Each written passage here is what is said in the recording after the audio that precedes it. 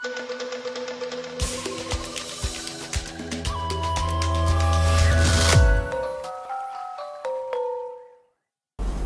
Kiai, kita kali ini bicara bersama Bang Arpan tentang kehidupan kita yang sering kita hadapi.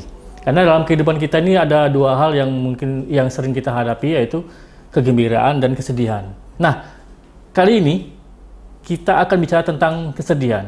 Ada motivasi-motivasi yang nanti akan diberikan oleh Bang Arpan sendiri. Kiai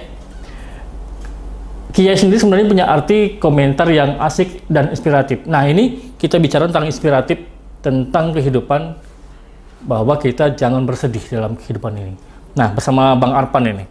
Bang Arpan, dalam kehidupan kita ini sebenarnya kan ada dua hal yang memang setiap hari kita lalui, yaitu kegembiraan dan kesedihan.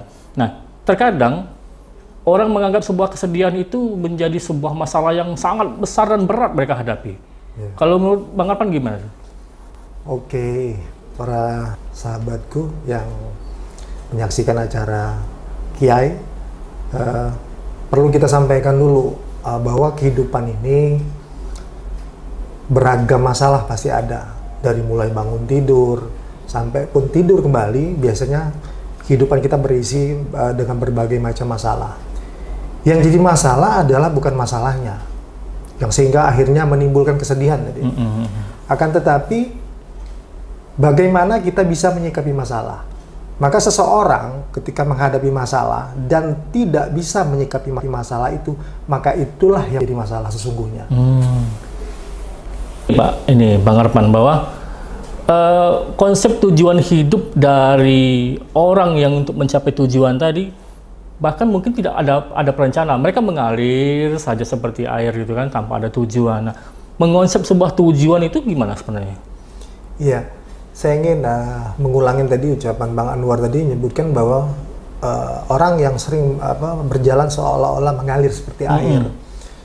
Saya sependapat sebenarnya, namun mungkin banyak orang belum memahami konsep mengalir seperti air atau mengalir seperti air yang mengalir.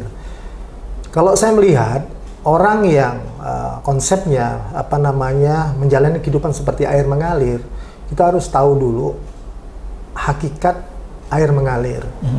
Air mengalir itu ya, kalau saya lihat, dia pasti ketika ada celah di satu tempat dia tertutup, pasti nyari celah yang lain. Ya, pasti akan berhasil dalam hidupnya. Sekecil apapun lubang yang harus dia lalui, pasti masuk air. Maka sebenarnya air mengalir ini maksudnya adalah ungkapan dari seseorang yang harus memotivasi dirinya terus-menerus untuk berusaha seoptimal mungkin sesuai dengan kemampuan dia. Maka ketika tidak bisa lagi, harus mentok di situ, yaitu sudah di luar wilayah kita sebagai manusia yang segala sesuatu kita terbatas materi, ruang dan waktu. Maka berproseslah teman-temanku, mulai jalani kehidupan, berusaha semaksimal mungkin. Perkara hasil itu sudah kewenangan yang Maha Kuasa. Jadi, tapi saya ingat di ayat yang lain, surat Ibrahim ayat 14, ayat 7, yang menyebutkan bahwa lain sekatum la azidannakum wa la in kafartum inna azabi lasadid. Maka seseorang kaum yang bersyukur, maka akan aku tambah nikmat. Syukur di sini tanda terima kasih kita, bukan suuzon tapi husnuzon, bahwa kita apa yang diberikan oleh Tuhan, rezeki materi, rezeki kesehatan, rezeki anak dan sebagainya, ketika kita syukuri berarti kita husnuzon kepada Tuhan. Kita melaksanakan apa yang menjadi amanah bagi kita sebagai manusia, sebagai hambanya Tuhan, kita jalani dengan seoptimal mungkin, dengan berbagai macam usaha sesuai dengan kemampuan kita. Namun, ketika sudah maksimal, ternyata mungkin belum berhasil, jangan lupa bahwa Allah lebih tahu apa yang baik menurut beliau. Jadi saya yakin ini adalah yang terbaik buat kita soal bagnya. Mudah-mudahan apa yang kita upayakan, kita usahakan berbuah hasil yang baik. Mudah-mudahan. Nah, kembali lagi masalah kesedihan ini, Pak. Kadang kan ketika kita ditimpa musibah, akibatnya adalah sedih hati, kadang pikiran juga terganggu, kesehatan kita terganggu semuanya. Itu karena kesedihan, karena kita menganggap sebuah kesedihan itulah cobaan yang sangat berat gitu. Bahkan kita sempat berburuk sangka dengan Tuhan sendiri yang pencipta kita, bahwa kenapa seperti ini, kenapa ini sudah nasib segala macam. Nah, itu yang menjadi kendala kadang orang untuk bangkit terus gitu. Nah, biar sebenarnya ikhlas sebenarnya, Pak ya. Dari cobaan atau musibah itu adalah kuncinya adalah keikhlasan kita. Nah, kadang kita ini nggak bisa ikhlas, Pak, dengan musibah yang kita terima sendiri gitu, Pak, Bang. Iya, bicara ikhlas kalau orangnya mukhlis berarti. Ikhlas sendiri dari kata kalau kita terjemahkan dalam bahasa Indonesia itu orang yang lurus. Lurus di sini maksudnya adalah orang yang ikut aturan Tuhan. Maka kembali lagi ke ayat sebelumnya bahwa Al-Quran adalah pedoman. Maka seseorang yang ingin jalannya lurus atau menjadi seorang yang mukhlis tadi, ikhlas kata kita, itu seyogyanya harusnya ikut panduan. Apa panduan kita sebagai seorang muslim? Ya Al-Quran. Nah, ketika tadi bicara seseorang yang sedih tadi karena dia banyak ditempa musibah. Saya juga teringat di surat Al-Ankabut ayat 2 dan 3 menyebutkan bahwa seseorang itu siapapun dia, ketika dia diciptakan, dilahirkan di muka bumi ini, biasanya diuji dulu oleh Tuhan. Kenapa? Allah pengen tahu mana hambanya yang benar dan hambanya yang tidak benar atau salah. Maka proses ujian ini adalah mutlak. Karena Allah sudah menjanjikan ada surga, ada neraka. Maka berkeadilannya Tuhan di situ.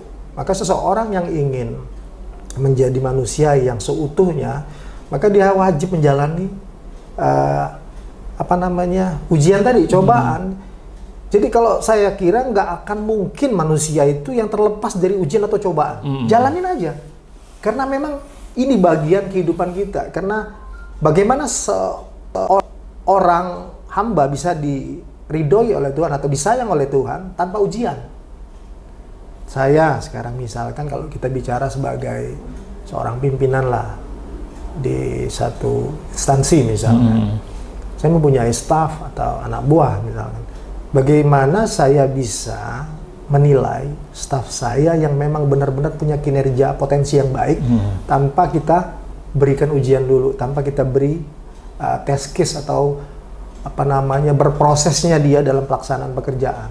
Ketika ternyata kita kasih 1, 2, 3 kasus misalkan ternyata selesai baik, maka kita tahu bahwa kemampuan si anak ini atau staf ini memang bisa diandalkan. Nah, begitu juga Tuhan. Dalam proses kehidupan, kalau saya melihat balik lagi ke Al-Quran, itu sebenarnya kita nih tujuan hidup kita mencari ridho. Tanpa ridho, nonsen kalau bicara tentang surga dan neraka. Konsep berkehidupan adalah hanya semata-mata mencari ridho Tuhan.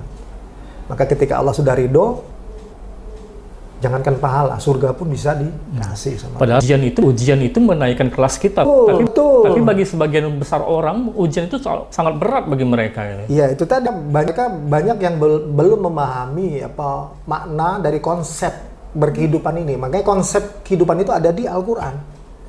Ini Bang Arman, bahwa sebenarnya ujian itu kan bukan hanya bersedih, tapi juga kan masalah kegembiraan, mendapatkan harta atau mendapatkan keberuntungan. Sebenarnya itu ujian juga sebenarnya kan.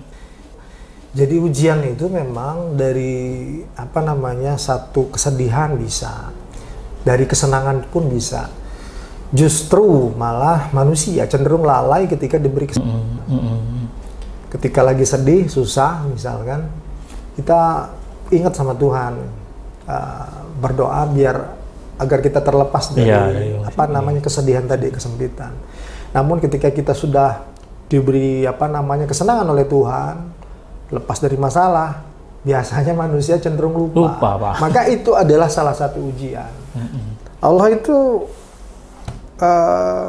pengen menilai hambanya itu memang dari segi segala aspek, bukan cuma dari dia saat sedih saja, dari saat dia senang pun itu adalah satu ujian. Apakah manusia itu bisa disebut sebagai manusia seutuhnya atau manusia sejati tanpa diuji? Maka mudah-mudahan apa yang mungkin kita cerita atau sharing pada kali ini paling tidak ada manfaat bagi teman-teman atau sahabat kita di luar sana. Apa yang saya alami belum tentu juga mutlak adalah benar, namun paling tidak ini adalah proses perjalanan hidup saya yang ingin saya bagi. Karena kalau kehidupan tuh nggak harus mulus-mulus benar gitu ya, Pak. Pasti ada cobaan segala macam. Ada yang mungkin pernah kena tipu atau mungkin musibah atau apapun ya. Oke, sahabat Kiai, tadi kita dialog dengan Bang Arpan di motivasi kita tentang jangan bersedih lah, tahzan kalau kata bahasa Arabnya itu. Nah, silakan untuk sahabat Kiai untuk memberikan komentar atau pertanyaan. Nanti kita akan jawab di minggu depan dalam program sahabat Kiai kita. Mungkin Bang Arpan ada quotes tersendiri untuk pemirsa kita, para pemirsa kita. Baik, para pemirsa, sahabatku dimanapun Anda berada, bicara kesedihan manusia pasti mengalami. Tidak akan pernah seorang manusia tidak mengalami kesedihan ataupun bahkan kegembiraan. Namun yang jadi masalah adalah bukan masalahnya. Karena biasanya menyebabkan kita sedih itu biasanya karena masalah. Banyaknya, beragamnya masalah.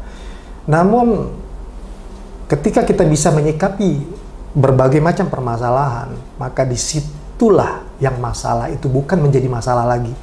Maka wajar ketika seseorang yang berjalan di jalannya Tuhan, ikut aturan Tuhan, biasanya tidak bersedih hati, tidak merasa sedih.